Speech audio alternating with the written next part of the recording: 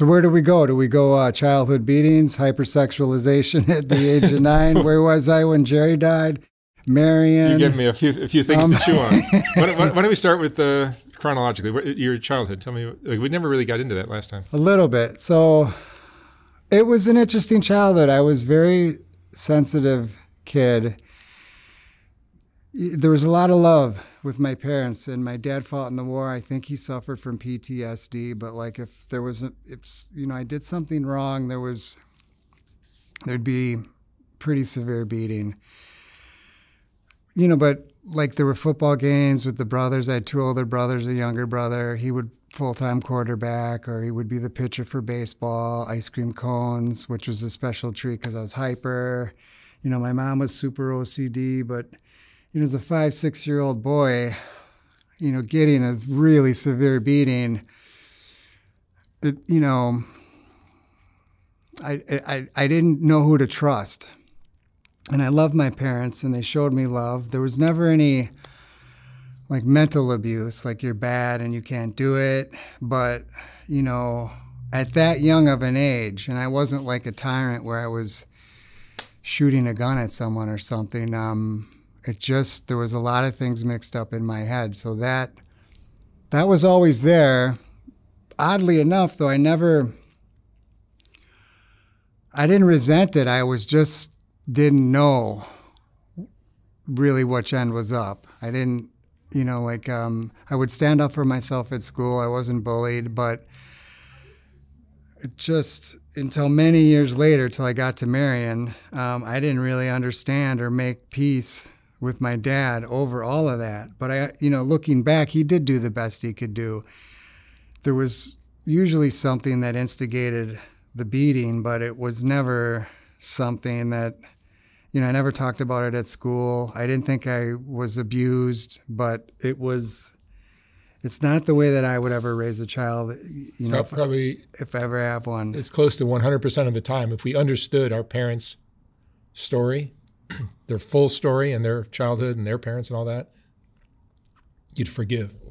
I do. Very easily.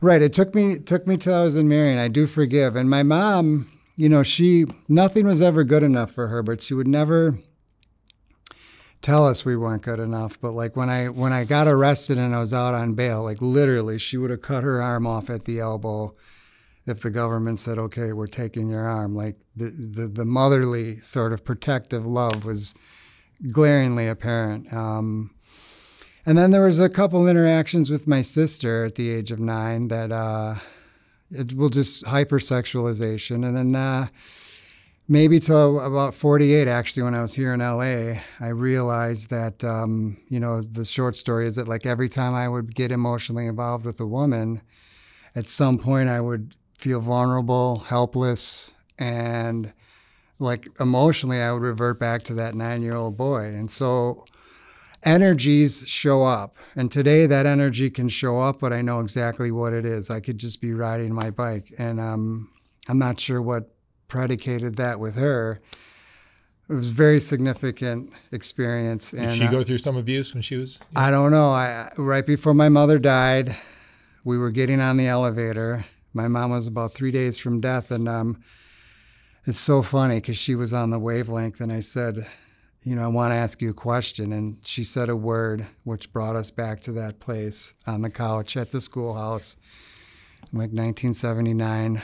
And she said no. And I said, you don't know what I was going to say. And then I asked her the question, and she said no. And the question was, you can guess what it is. I said, was it Dad? Because something must have happened to her. And so, and then, when my mother died, I was back, so, I don't know, but I've never resented her, and I always knew that happened.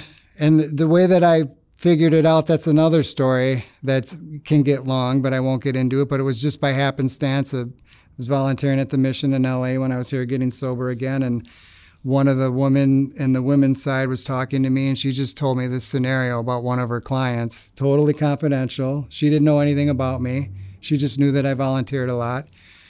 And then she basically told the story, my story, the exact story about one of her clients and how they revert back to when they were 9 because this happened to them when they were little and it only happened twice. And then that night I'm like, you know, because I was stunned none when she told me the story. She was just telling me about, because, you know, I came to clean that side or something. And when I woke up the next morning, I called her and I said, hey, that happened to me. And so then I said, do you know somebody I could go see? And I went to see this, whatever they're called, psychologist for the next 8 months for twice a week, and talked it through and realized that that's what it was. And it's okay. We've figured out this little thing to do to deal with it if that feeling ever comes up. But I'll say this, I wouldn't trade my station in life for anyone or anything. I don't regret the past. I don't deny it. I don't shut the door on it. This is part of what it is, right? Marrying everything.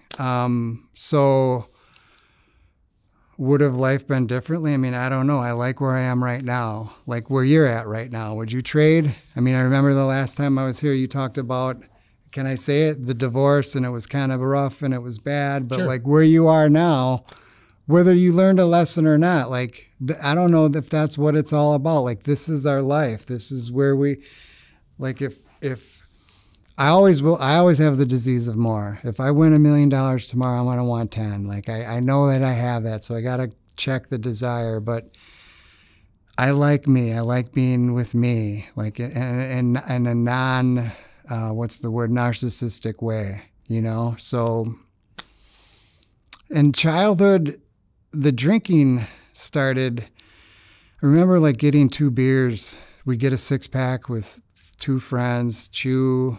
We'd like 6th, 7th, 8th grade. And then whatever that feeling was in my head, for lack of a better word, it was just sort of a buzzing, like something wasn't right. But it wasn't like I thought, well, 3 weeks ago my dad beat me, or 4 years ago my sister did this to me. Like, that wasn't in there. It was in there, but it wasn't like consciously like something that made into my mind. But when I drank those 2 beers, like, I was a superstar and everything felt okay. So I think that's how like the using started. But I don't know if it was it nurture or nature? Was it in my genes or wasn't it? I don't give a fuck, man, or shit, excuse me. Like I am. So I'm sober today and it's okay. But I played sports. I was on wrestling, varsity.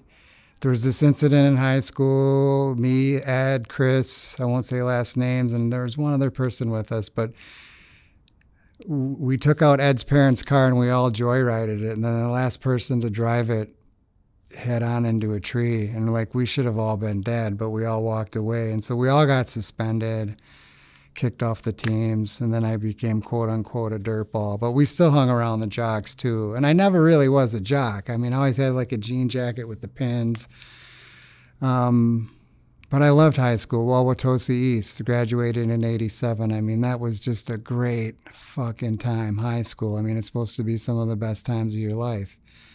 And then I think I discussed this on the last video. Then maybe I had a job. Did I graduate in '87? I would have been 18. And then 2 years later, I went out on Dead tour. And then the girl, I got a story about that girl too. So the girl, I talked about in the last video, like we were going to get married, all this stuff. And I already saw the Dead maybe 25 times. And it was Brendan Byrne, 1989, East Coast tour. And I said, let's just go on tour. But she didn't go. I went on tour. The rest is history. It's in the book. You can read the book. But when I was in prison, Sandstone, Inglewood, and then Florence, I'd get these letters from her. So the 3rd prison. So I'd been in maybe 3 years.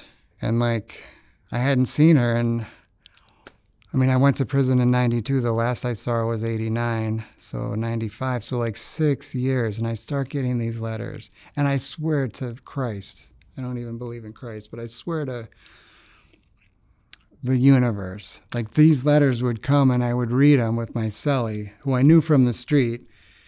And I would just laugh because she would try to humiliate me. Like the shitty fish fries you took me out to, and you broke my heart, and all this stuff. And it turns out like she slept with my older brother, Michael, and my younger brother, like when I left, like to spite me, like, oh my God. And I didn't know that. I didn't find that out till I'm sharing all the secrets. I didn't realize that till I got out. And then like the third or fourth letter, she started like woofing about, I got this car, I got that car. And finally I just wrote her back and I said, look, don't write me anymore. But I said, by the way, take a picture with yourself in that car, And, but then when I got out, many, many, many years later, my brother had a party, something was going on the east side, and she showed up and she had her bag or purse or whatever the hell she had. And she pulled out her little wallet and she pulled out this fucking picture of us.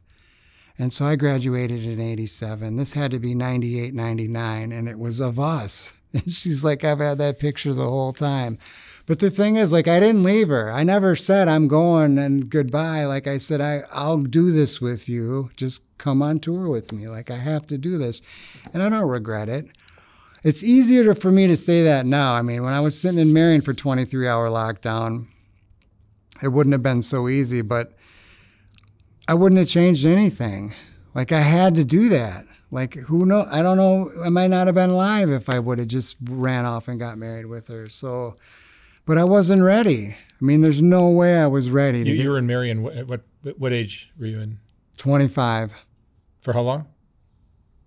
Well, total, I had a sentence of 151 months. I served just over 5 years total because I won 2 appeals. And I did time in 6 prisons. But in Marion, it was just under 24 months that I spent in Marion at the end. Was that when Marion was a Supermax? Yes, and so the thing is, I've been seeing on... Because Marion was one of the Supermax prisons in the country. Yeah, it was the Marion model, and it opened up after Alcatraz closed, and it decommissioned in 2004 or 5. And so people that say they've been to Marion post-2005, it's just a normal prison. It's not, different story. Completely different. And...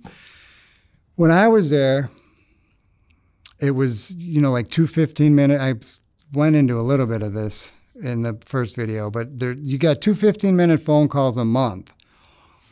You're in your cell, single man cell, for 23 hours a day, every single day. And then if you got in trouble, you got sent to the hole. And the hole is a jail within the jail. And in the hole, Monday, Wednesday, Friday, you got 1 hour a rec. And then Saturday and Sunday, Tuesday and Thursday, none. You're in your cell. And you were in the hole at one point? I was in the hole after I don't know if I talk about the whole Tommy Silverstein thing in the first one? I don't recall, but like, what are you doing in a prison like that anyway? You don't seem like a psycho killer. So that was the whole. I started taking notes in the first prison because of the injustices and just the depravity of prison that I saw, that this was a crime school. It was not, you weren't there to rehabilitate. And then in Talladega, the short story is they changed all these drug laws. They changed the methamphetamine law, the marijuana law, the LSD law, and they shortened the sentences and they applied it retroactively. And then they were going to change the crack law, which was predominantly black defendants. And then they said no. And so that was the day of the Million Man March. I think it was October 15th of 95.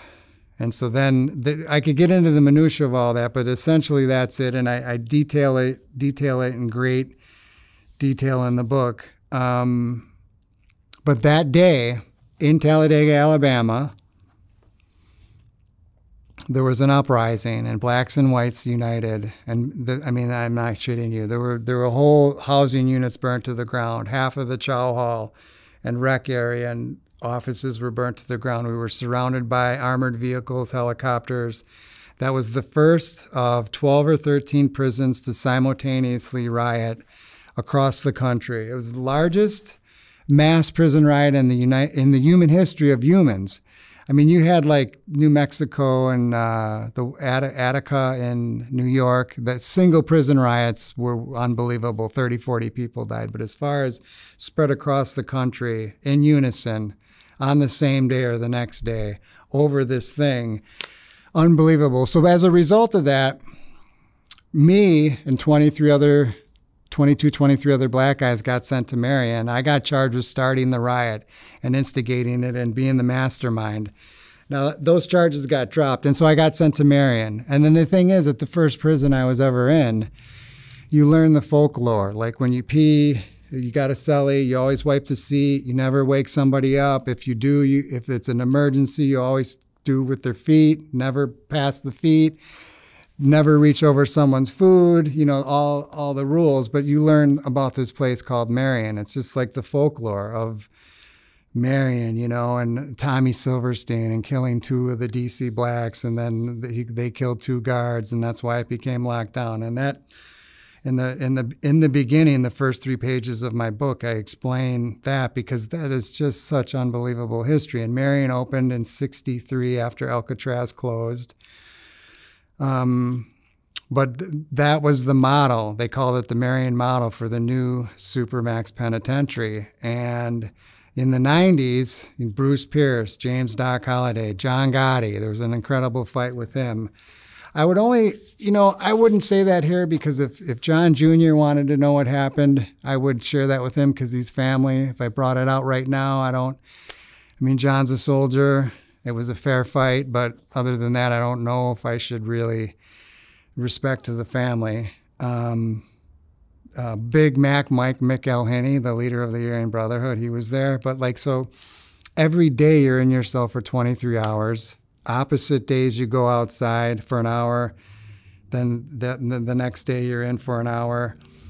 And on a good day, they might give you 90 minutes. So that'll really test out who you are. Are you comfortable with yourself? You were there when John Gotti was there? Yes. Really? John Gotti, Bruce Pierce. Bruce Pierce was part of the order. They killed a Jewish talk show host, and then they robbed an armored car with a bazooka. And if anybody who's watching this, you Google Bruce Pierce, like that's the largest armored car heist money that they've never recovered. They think it's between 2.5 and 5 million. They don't know the total amount. I mean, he was a wicked, wicked criminal. But when you're in there, there's a tier of 40 people. There's maybe 23 black guys, 25 black guys, 10, 12 whites. Even though it's this cohesive thing of convicts, you stick with them. But he showed me some Dibmax, some Shotokan, and some jiu-jitsu. You know, I got in a couple fights, never there, but I mean, prison's a very serious place. And today, like, I'm a square. If I can run away, I'm going to run away because I have one speed. Like, I only know, like if you're coming at me, I got to put you down or I got to run, and I don't want to put you down. So I can run pretty fast. Did you play cards with John? Did I play cards with John? No. I gave him a couple messages a few times in the visiting room. My mother and I think when my brother came, he was there. They were giving each other some eyes. My mom was drop dead gorgeous. I mean, she really was. She was a good looking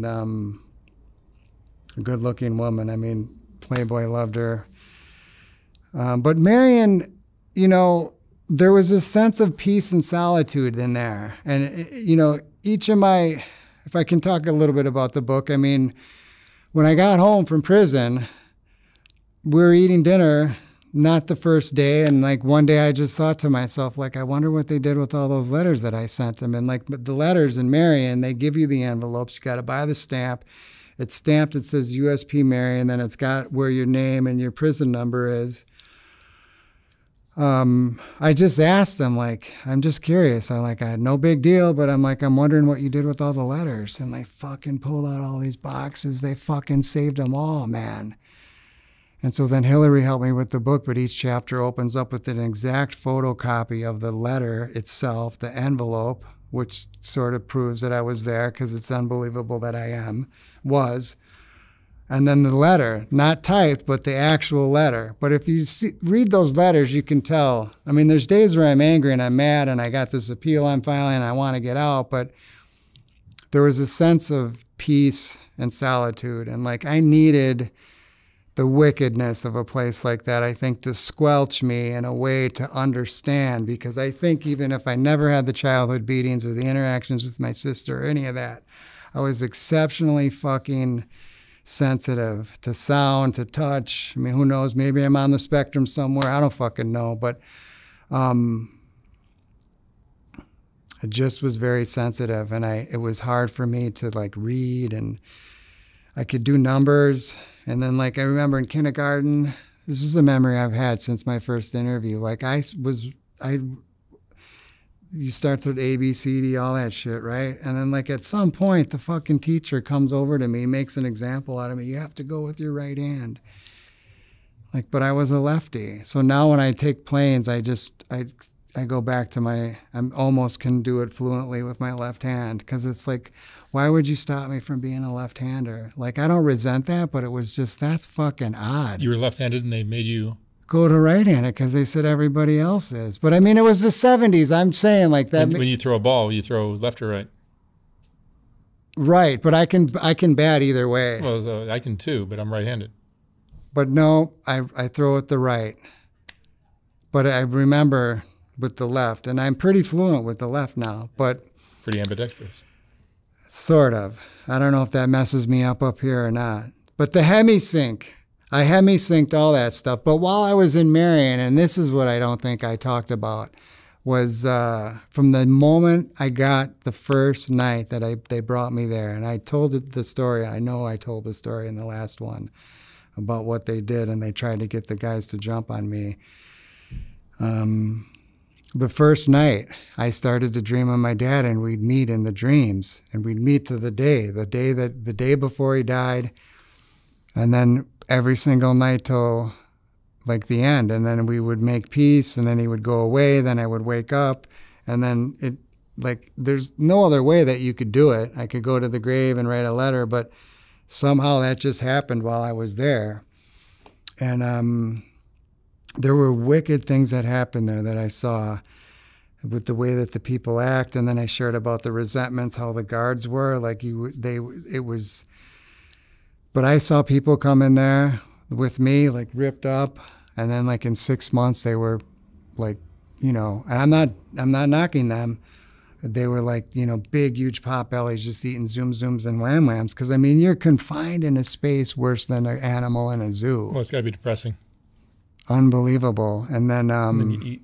Outside rec, even if it was pouring rain in the middle of winter, I would always go out because you just want to feel the fresh air and the sunlight. And oddly enough, on the rec yards, two of the rec yards, if you went to the C yard, they had tennis courts and then these old shitty fucking rackets and tennis balls. Because apparently, I don't know what they thought back when they made it wicked. Like, okay, for an hour, we're going to let them get a little tennis, right? Prison with a tennis court? It was Marion, yeah. And so... It's crazy. But when I was there, like every other guy had 50, 60, 80. Big Mac Mike McElhenney is now in Florence, which is the new Supermats ADX. But when I was in Marion, there's 384 people there. When you came out of your cell, you were black boxed in front or cuffed behind your back. And then so like when you went out to rec, if it was inside, all the doors would just open. The guards are on the other end with bars, and then everybody would just come out and you'd rec inside. And, probably 15, 20 feet wide, 40 foot tall, 100 foot long. You'd just be working out and doing everything there, and you had 2 showers. But when you went outside, there's 20 cells and 20 cells, I think, in Marion, 40 and 40. You'd have 60 guards come because they would handcuff you and shackle you. Because since it's a Supermax federal prison, when you come out, there has to be 3 guards with you, and one would have a baton out. Now, sometimes during rec, you'd have 2 because there'd be 40 guards. You couldn't come out of your cell until you were handcuffed and shackled. Then they'd bring you out, special system to unshackle you and shackle you while, they're on the other side. And just super, super high security. But when I was there, at every prison I went to, I would always write the local radio station, and somehow this letter got out. But one night they did a dead hour, and like, Joe Blazer, he's in USP Marion, and it took them maybe, I think it was that night, maybe 4 hours later. This was after they'd beaten me up when I went to visit my mother. I'd said that stuff to them about Tommy Silverstein. They just pounded me and pounded me and pounded me. And then, so I was still in the hole. I was recovered. My face was normal. They gave me my radio back, and then I wrote the radio station, and I think they played an album. And it was that night or it was the next morning. The doors open, they're like, Blazer! And there's like, you can hear the keys clinking and they're walking. There's like 4 or 5 guards. They go, God damn it, man. They said, give me your fucking radio. We're keeping it for 2 weeks. And they're like, you know what you fucking did. Step away from the fucking door. And they took my radio. But they said, don't ever fucking do that again. It's a breach of security. But it was, because all the guys, the espionage dudes, the 385 people of the most insane, federally convicted, wickedest criminals in the fucking world. And you. And me. and so they, so they just kind of smirked and they took my radio. But it was a breach. Like, you can't contact someone from the outside to play something on the radio. Like, I think even in the other prisons it probably was. So it doesn't rehabilitate? It does, but the secure part, the security part of it, and then I would think just being in a place like that for years or whatever, that alone would be enough to.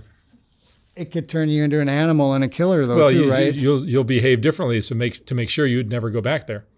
So that, in some primitive way, is rehabilitation. There was a mentor I had. I would say his name. I won't say his name, but he went by the name of Ghetto, and he had maybe another 18 years to go, and he was a short timer. So what he was hoping for within 5 to 8 years, that he could get out of Marion and just get sent to a normal prison with normal movements. And then the guys that would have double, triple life, which was every other cell, the same thing, like, hopefully I can get to a normal place. But then there's some guys like the Bruce Pierces, the Big Macs, the Gottis, like, they're probably never going to go home from there. John died in the hospital prison, and I think wherever it was, I think it was in Minnesota, just because he had cancer and they couldn't treat him there. So they had to take him out. But that's how bad that place was, just because of the confines of being in that cell. How did your time at Marion Prison change you? It showed me a lot of focus and discipline. It's the first time I ever did fasts, water fasts, 3, 4, 5 days. Alex, who was the leader of the Black Muslims, taught me how, and it just showed me that. It also gave me, I always was grateful and happy. I always was, and I always was sort of trooperish. I mean, I wasn't a complainer, ever. But that just really showed me how to the beginnings of acceptance, and just to be grateful for the simple things in life, which on my grateful journal, you can see, like, I would do a grateful journal then somehow that stuff made it home when I left. But in the top 5 always was like 10 toes, 10 fingers, healthy morning bowel movements, just the simple things, like food. And the thing is, in prison, a lot of times the food sucks, but you're not hungry in jail. Because if you're hungry, like, there would be riots all the time. So it taught me self-reliance, taught me that I could pretty much do anything that I wanted to do. It developed a deep rift with, like, our government and the drug laws. And I mean, what were you in there for? Selling LSD, interstate commerce of LSD and money laundering. And so, I mean, I'm ex-LSD dealer, traveling around with the Grateful Dead. Did you rat? Did you not rat it? No, I had a jury trial. That's the other thing too. Like, you could have ratted and shortened your sentence, huh? Yeah, and the other thing is when you plead guilty, if someone pleads guilty, they have to fill out what's called a proffer. And so a proffer at the very least, it's a form of dry snitching, because when you proffer, you have to say like every crime that you've ever done. And they used to have this thing called nolo contendere, which is you're not admitting guilt, you're not denying guilt. And that's like in the 80s. And it sort of was up to the prosecutor. But right before trial, Gatewood Galbraith, my lawyer, he ran for governor in Kentucky, super kind guy, knew Willie Nelson. They were very tight buddies, very, very good trial attorney. I'm facing 40 years. I'm 23. I'm a punk-ass kid. I already stopped selling drugs. I got indicted for something that happened 2 years before. And I'm thinking if they offered me 5. Now, I don't know about this whole proffer thing. I'm pretty schooled on the law just because of selling drugs and sending the acid. I never got caught with anything. So the day of trial, or it might have been the day before, the Gatewood says they're going to give you 5 if you plead guilty. And then now I start to play poker. I'm like, I want 3. But in the back of in the back of my head, I'm like 5. And he says, I'll talk to the prosecutor. And then he says, okay, 5. But I said, no, I knew about nolo contendere. And I said, nolo contendere. And he kept saying, yes, yes, yes. And then he said, it's not. And then finally they said no to 3. Now this was on their own. We didn't ask. Because I just we paid for the trial. I wanted a trial. I knew that if I won, I'm definitely a gambler in my heart, that I'd walk free. I'd already stopped selling drugs. And he said, okay, they're going to do the 5. They're not going to do 3, but you have to do this thing that's called a proffer. And I'm like, what's a proffer? And they're like, well, you got to just fill out every drug deal that you've ever done and with who. And I'm like, fuck no. And I'm like, that's ratty. And they're like, no, they just want it for informational purposes. I'm like, fuck you. I didn't say that to him, but I'm like, no way. I'm like, we're going to trial. Trial was amazing. I never took the stand. The ex-girlfriend, not from Milwaukee, another one from Denver. And Marty, I already said it, his hair was orange. They testified against me. And they had all these recordings. And they were very fuzzy, and they talked about like front row Grateful Dead tickets because at the time, the Dead was one of the biggest grossing bands. They traveled all over the world. But I lost. Anyway, I lost the trial. And we were fighting the sentencing for probably 4 or 5 months. I was in the county jail, got into a wicked fight there, almost killed a guy. And then the sentencing came, and I was facing 20 years on the interstate commerce of LSD and 20 years on the money laundering. And money laundering is, I don't know if I said this in the first video, but it's basically any way you can launder it, like if you're hiding it in real estate and all of that. But like if you buy something from me illegally and I send it to you in the mail or wire any illegal way, that's money laundering. The book on money laundering, the statute is literally like this thick, where like interstate commerce is like that.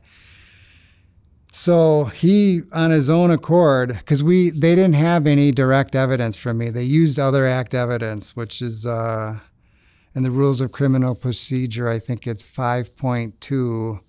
I've read this in the law books in Marion. I finally found it because the judge kept correcting the prosecutor, Laura Voorhees Klein, that he's like, you can't do this. The rule is clear on this. And I would say, hey, what is that? He just said something like, let's object. And he would object, but he wasn't super keen on the Rules of Criminal Procedure. So he took 2 months off. I was leader organizer, continuing career enterprise, and there was 2 for something else. So the 3 2-point enhancements. I was a level 34, and there's like guidelines. Levels 2 through like 44, first offense, all the way to like 6th offense, and then the time, and it just goes up on a graph. So level 34 was 151 to 188 months. But at sentencing, he said, I'm taking these off. He's like, I agree with you. The evidence is weak. He's like, the jury found you guilty. And he says, if you ever come back in front of my court and you have a legitimate issue and I can give you 5 years, I will. But he's like, I can't. He's like, the range is 151 to 188. He's like, I'm going to run both sides concurrently instead of consecutive, meaning it's together. And he's like, I'm going to give you the bottom 151 months. So 12 years, 7 months. Now, if I had 10 million pounds of LSD and I had like triple life, like there's no way you'd get sent to Marion. You might not even get sent to a penitentiary. You'd probably go to a medium. But there's just like when I won my appeal and I got sent back to court, he was going to resentence me because the appellate court agreed. They just started asking me about Marion. What was Marion like? How did you get to Marion? What happened about Marion? It was Marion, Marion, Marion. Everybody just started asking about Marion. It was like this place. And then you watch movies, and it's like when they show a bad guy, like he did time in Marion, you know, like in Heat or whatever, you know, the movies, like it's Marion this, You were there in the heyday. It was crazy. So like looking back, I mean, Marion was, it also taught me too, Ghetto taught me about giving and not being a selfish prick. Not that I was, but he always said like the convict code was if you had something and a friend asked for it. And I've brought this into my business and everything for the most part. And he's like, if you're going to give something to someone that you have, like say it's a food item or you got some weed or something, he's like, the most righteous thing to do is you give them half. You know, so I learned that too. But Marion was very heavy, but I'm glad that I went. You're glad you went. Yeah. I needed to go. Now, it's easy for me to say that because I went there. And you're out. And I'm out. And I won my appeal.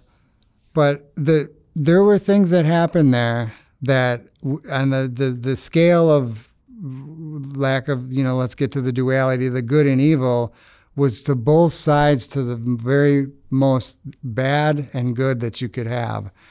The sharing, the caring, the love, and and also the wickedness. But a lot of times it wasn't like someone was just three guys were gonna come hold you down and rape you.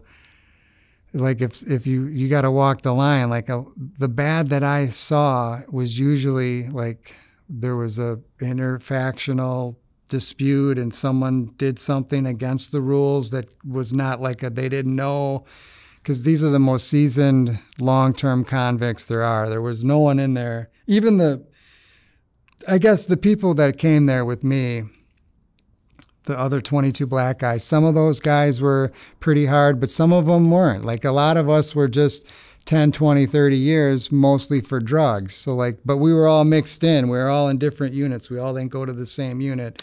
But other than those guys, everybody there was like, I mean, Tommy Silverstein was there. Like John Gotti was there. I mean, it was just and then when I left, when I got the letter, did I talk about how I said I'm going to do you like Tommy Silverstein and he killed 2 guards? Did I talk about that in the first time? I don't think so.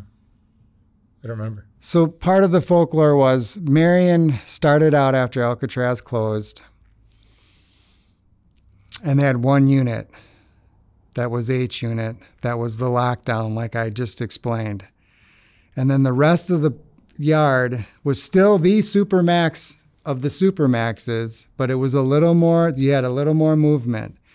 And then Tommy Silverstein came in as a bank robber. And all this I'm telling you, I learned in the very first prison I was at. It was just this fascinating prison folklore, going to the law libraries, talking to the convicts. You just learn this stuff. You're in a crime school. You're going to learn about all this stuff. And so him and Clayton Fontaine, who was an associate of the Aryan Brotherhood, Tommy Silverstein was, I don't know if he was the leader, but he was up there. While they were shackled and handcuffed, out for a shower, they came back, stuck their hands in, got the handcuff key, unlocked him, grabbed him a knife. He stabbed this guy, I think his name was Klutz, and then he stabbed the other guard. He killed Klutz, and then simultaneously on the other side of the unit, Clayton Fontaine did it. Killed a prison guard. Same thing, handcuffed and shackled, stuck their things in. They systematically beat up every single prisoner in the prison, and then they said, okay, we're not only going to have H Unit be this supermax, we're going to turn the whole prison into this supermax. Reagan gave him an award, had a big special day. 2 prison guards got killed in the supermax section of the new supermax that just opened after, well, no, maybe not just opened, but as a result of Alcatraz closing. And then they kept it that way. That was 1983 that happened. Maybe 84, probably 83. And then they kept it that way till roughly 2006. But from 83 to like 2005 or 6, the whole entire place, and it became known as the Marion Model.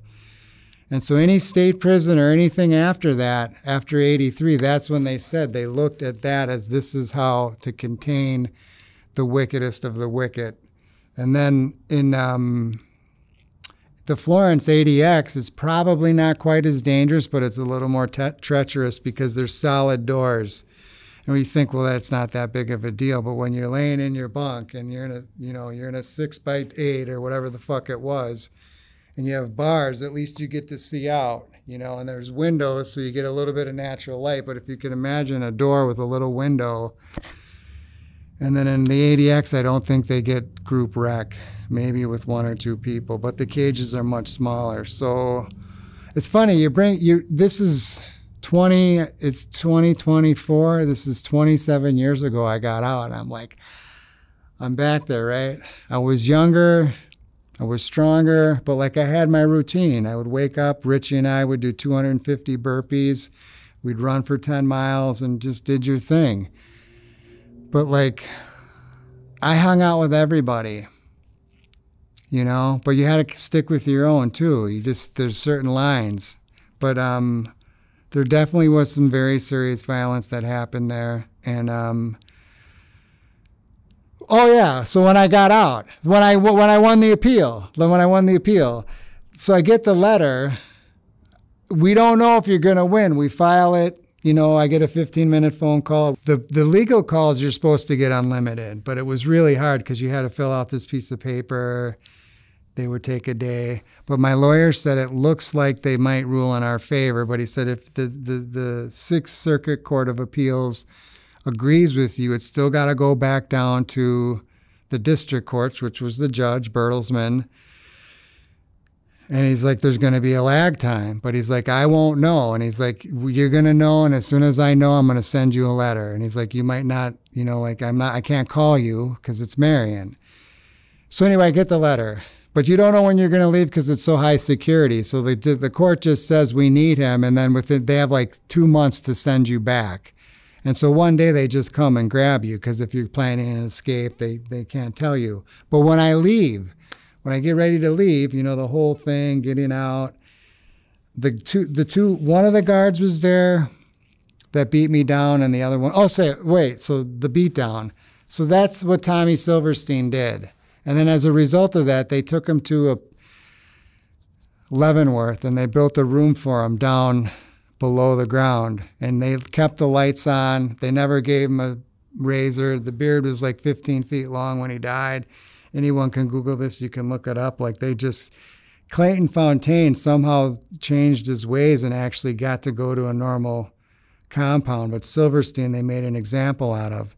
So that name, Tommy Silverstein. Now, if you would have gone on that yard and said that name in a derogatory way to anybody, even maybe someone of another race, they would probably tell a shot caller from the Aryan Brotherhood, you would have been fucking probably killed on the spot. Now, I didn't say it in a derogatory way, but in my naivety, my dipshittedness. Now, remember, I got off the bus. They beat up the 22 black guys. They didn't beat me up. And then they brought me in. They handcuffed me, threw me in with them, and they didn't do anything. The convict code, right? It's always us against you. One day they didn't give us rec. There's only 2 of us that wanted to go. It was freezing rain. And that's like a thing, right? Like you can't deny the wreck, but you're in a fucking goddamn Supermax prison. You ain't calling nobody. Like you ain't gonna, how you gonna tell on these guys, right? You can't. There's nothing that you can do. Like they own you. When you've taken a man's freedom, you've taken him. So I said, motherfucker, I want my wreck. I can't believe this, man. I'm telling you this story. It's in my book, too. And I said, motherfucker, I'll do you like Tommy Silverstein. I want my fucking wreck. They said, what'd you say? And he comes, looks at me like that. And then he says, hold on a second. He's like, okay, hold on. He goes out of the cell. They get every single prison guard from the whole prison. Now, this is a tier 15, 20 feet wide, probably 100 feet long. And the doors open up, and all you hear is keys. And the whole fucking tier, the whole tier, fills up with every prison guard. There had to be 100, 120 of them. And they said, all right, we're all going to look in and see who this guy is. This is maybe my third week there. I mean, I just spouted off like ridiculously foolish. And they all looked at me, and they're like, we're going to get you. You know, because I said, I'll do you like Tommy Silverstein. In 1983, which caused Marion to really become Marion. And then maybe I got there in October. This was maybe early November, New Year's Eve-ish, that weekend or whenever that day was, of 95 to 96. My mom comes to visit me. John's next to us. I gave him a message, visiting with Victoria. My mom's there. We're talking. And then everybody's done visiting. You know, and like they go down the line, you know, this is the first one to take you back because 2 guards got to come, and they let the person who's visiting you go, and then they skip me. They get John, and they said, uh-oh. He said, I hope you're not in trouble. They go down the line, and I'm like, I just, you know, I was handcuffed and shackled, and then as they're bringing me back, they really tried to break my jaw, but he pulled his stick out and they just started going to town on me. And I just kept curling up in a ball, but he kept weeks later, because I was pretty swollen, but I know they were trying to break my jaw because then I would have been wired shut. I would have had to sip my food, but they got me really good. And they filled out a form that said that I tried to headbutt him. I mean, I didn't do anything. They brought me down to the hospital. They took all these x-rays and did everything, and then they threw me in the boxcars. So you have the hole, which is a jail inside the jail. The boxcars it's a cement slab, and you're shackled to the bed, right? And on either side, they can reach through and undo you, and then you're in a plastic box because you're deemed whatever it is, right? And I had to do 2 weeks in there before I got to the hole. But then Ghetto said, he's like, you got right on the line, man. He's like, you know, you can't even say that name on the tier. He's like, but the way that you said it, you're going to get a pass, you know? Like, it was like, so I got my ass whipping, right? Like, but it was almost a rite of passage because everybody got their ass whipped. But like. Just for saying his name. Well, no, but just when we got off the bus, all the black guys got their ass kicked just because we came from the riots, you know? So like everybody got an ass whipping, including me. But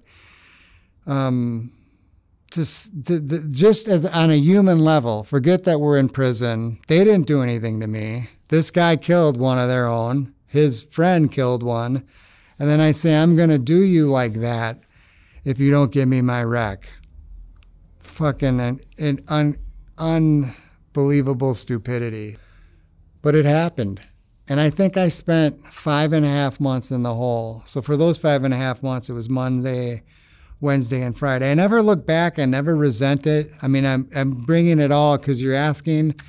So the letter came, said that the Sixth Circuit sees merit in your case. And I talk about it in the book, Letters from Marion. Deadhead's Journey from Peace to Supermax Prison. Thanks for the link, Mark. And it just says you're going back to court. And so they pull me out of the cell. They get me going. And while they're walking me into the van, I'm shackled and handcuffed. One of the guards that beat me up was there, and this other blonde. Amongst the inmates and convicts, we call him Blondie. But he said, don't ever fucking come back here or we will kill you. I said, I don't plan to. He's like, you probably won your appeal. And he's like, just go on with your life. So here we are. That's what you're doing. But you wanted to know about where I was when Jerry Garcia died. Oh, yeah. Talk about that. Third prison I was at, Pekin, Illinois. I went to 101 shows. I saw Jerry 101 times. I love the Dead. I mean, I saw him up while I was out on a pretrial probation. I mean, while you're in prison, and the third prison I've been in there 2 years and some months, you just think, I want to see the shows again. I'm going to see the shows. I got in trouble for some little infraction. I don't know. I think they found alcohol or something, and it was on investigation for 15 days. And so they found me guilty. There's like a little court inside the jail, in the jail. And they said, you're going to have to do 21 days in the hole. I think I'd already been in 9, so I had 12 more days. But for one of the punishments, they took away my radio. You have a radio, Sony Walkman, and that morning they took it away. Now, I'd only been on that compound a couple months. I was a deadhead. I was in there for LSD. I might have met 100 guys. There's probably 1,500 people on the compound. FCI Pekin, Illinois. This guy, there's vents in the hole, and you can kind of communicate with everybody. But this guy keeps yelling down. He's like, cell number, whatever my number was. And I'm thinking, oh, no, this could be some drama. And I'm like, finally, I said, what? He's like, are you the deadhead?